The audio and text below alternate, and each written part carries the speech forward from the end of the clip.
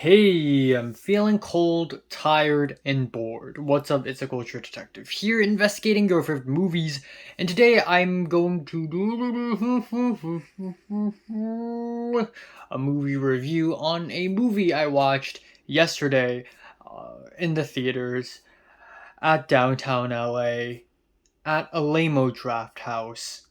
Ordered a large bottle of Sprite, and that film just so happens to be Wicked. So Wicked is the new movie from John M. Chu from USC Film School alumni John M. Chu. This is the second time this year when a USC alumni released a film and everyone's talking about it and giving it high praise. The first one being Didi, of course. So as expected, John M. Chu came to USC and gave a talk, and as expected, I wasn't there. And honestly, I didn't really care. When Wicked came out, there was a lot of buzz. Everyone's talking about Wicked, everyone's talking about how great it is. Personally, I didn't really care because I've never been into musicals. I'm sorry to disappoint you, but I've never been a musical kind of guy. And I also completely have no idea what Wicked is before this movie came out. And when this movie came out, I didn't even know it came out. I didn't really see the trailers. I wasn't hyped for it at all. And suddenly everyone's talking about it. This movie got a 4.3 on Letterboxd. So what's the fuzz? What's the fuzz? Now, the only other film I've seen from John M. Chu is Crazy Rich Asians, and honestly, I kind of hate that movie. It's bland, boring, rich people porn. And it's not funny at all to me. And I hate that a lot of Americans are using Crazy Rich Asians as a standard for Asian culture until actual Asian movies start blowing up in America, such as Parasite.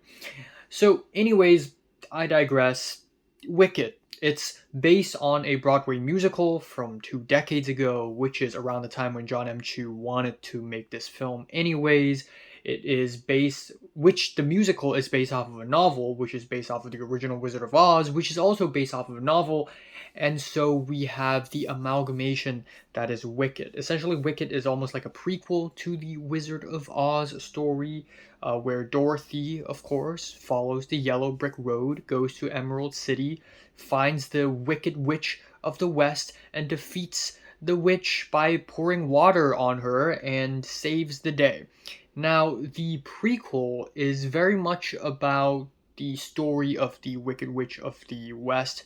Her name is Alphaba, and she goes to the magical school. It's like the Hogwarts of this universe. And she runs into Ariana Grande, who plays the character of Galinda, but later she changed her name to Glinda.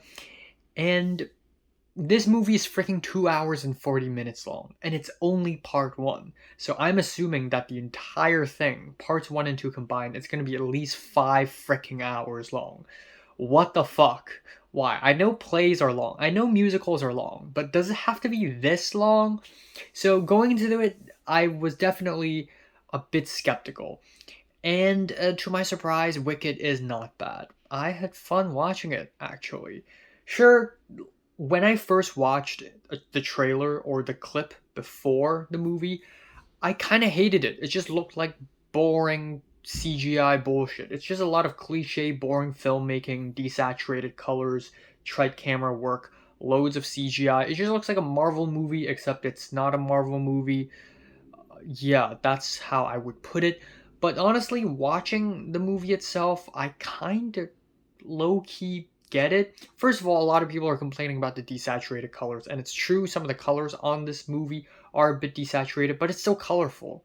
At least it still tries to be colorful with the greens and the pinks and the blues. It's not Barbie, but at least it's trying to be. But of course, we have this interview where John M. Chu basically explains that if the colors are too saturated, then it's going to be too dreamlike, and you're not going to be invested in the story because it's not realistic. But that's not true. There are a lot of amazing, very intense films with very freaking beautiful colors, especially outside of America. Now, yeah, there are a lot of good things in this movie. First of all, this movie is really fun, actually. Like, again, I am not a musical person, but there's a lot of fun things about this movie, fun little stories, the whole school situation, the whole Elphaba being bullied because she looks green is so stupid, but it's so fun. And seeing her sort of rise through the ranks, it's just fun.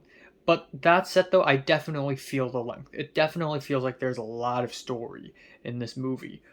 Then we have Bowen Yang, who pretty much kills every single scene. Every time he's on screen, he is freaking hilarious. Ariana Grande, I was skeptical going into the movie.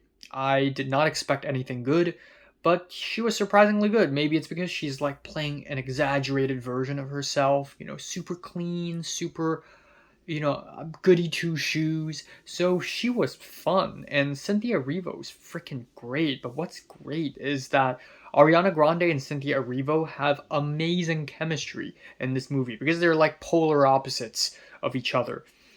Jeff Goldblum in the last act of the movie is really great. Also, the goat character, the moment I heard the goat started talking, I was like, that just sounds like Tyrion Lannister. And I was thinking, is that Peter Dinklage? And then I saw the credits, and it is Peter Dinklage. Michelle Yeoh is good too, but her singing is not good, but we're just gonna let it slide. Now, yeah, let's talk about the singing a little bit. The songs are okay. They're just okay. They're not great. And sometimes they feel unnecessary.